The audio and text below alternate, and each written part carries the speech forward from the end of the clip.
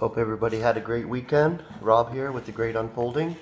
I'm going to start this week off with something I've been interested in for a while. The book of Ecclesiastes. Now, that's a real interesting book because of the wisdom of the assembler according as he wrote it. So basically gives it exactly like it is. And the human endeavor. So yeah, I'm going to start reading from chapter 1. I think I'm going to read a couple chapters every day, but I want to go through this whole book, the Ecclesiastes, and we'll see what comes out of it. Chapter 1. The words of the assembler, son of David, king in Jerusalem. Vanity of vanities, says the assembler. Vanity of vanities, the whole is vanity. What advantage has a human in all his toil, which he toils under the sun? One generation goes and another generation comes, yet the earth is still standing for the eon. The sun rises and the sun sets, and gasps back into its place.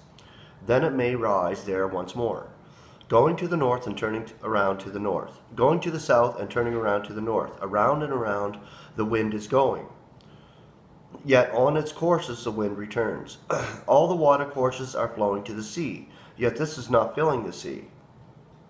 To the place from which the water courses are flowing, there they are returning and going forth again. All the words of the weary, a man cannot utter it. The eye is not satisfied with seeing, nor the ear filled with hearing. What occurred once, it shall occur again, and what was done, it shall be done again. There's nothing at all new under the sun. Is there anything of which one may say, see, it is new? It has already occurred in eons that were before us. There is no remembrance of former generations. And also for those who shall come after us, a remembrance of them shall not continue, with those who shall come afterward.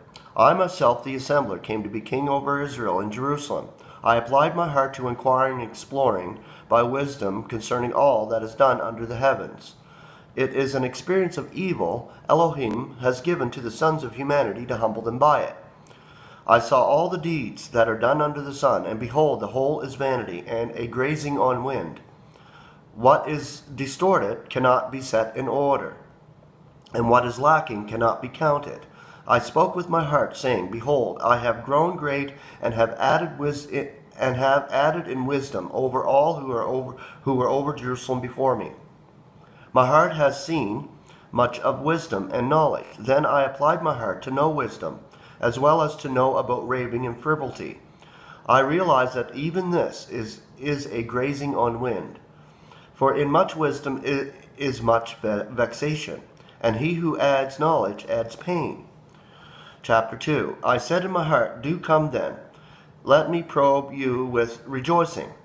Now look at what is good, but behold, even this was vanity. Mirth, I said, is a raving, and rejoicing that what then it is achieving.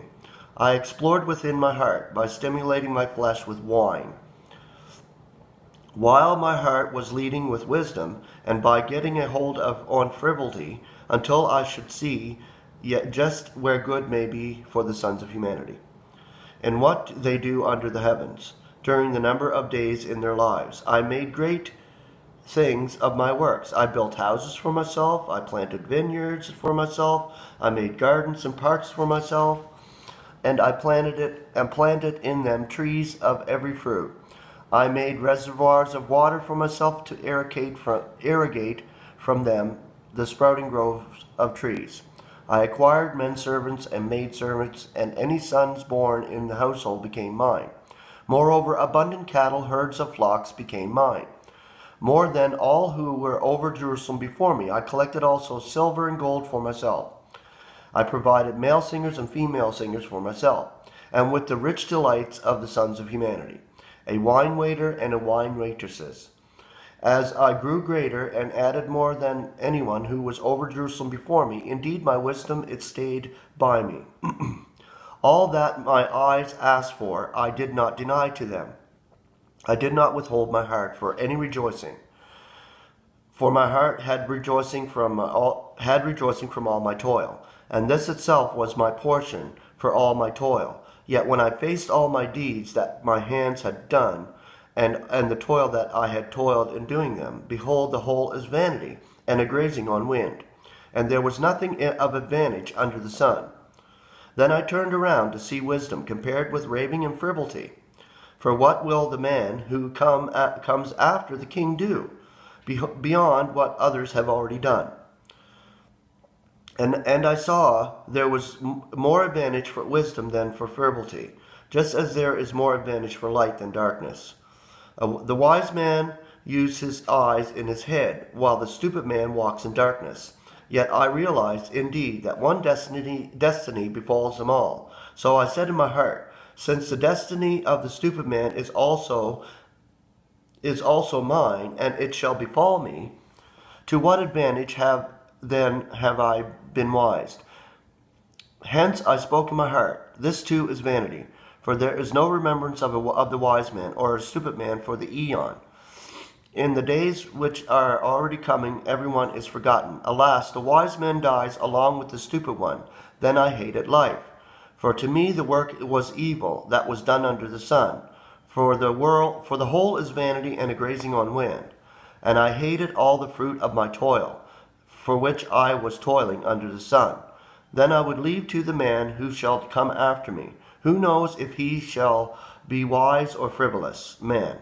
Yet he shall have authority over all the fruit of my toil for which I toiled, and in which I was wise under the sun. This too is vanity. So I turned around again with despair in my heart, over all the fruit of toil for which I toiled under the sun. For there is a man whose fruit of toil is in wisdom, and in knowledge, and in success.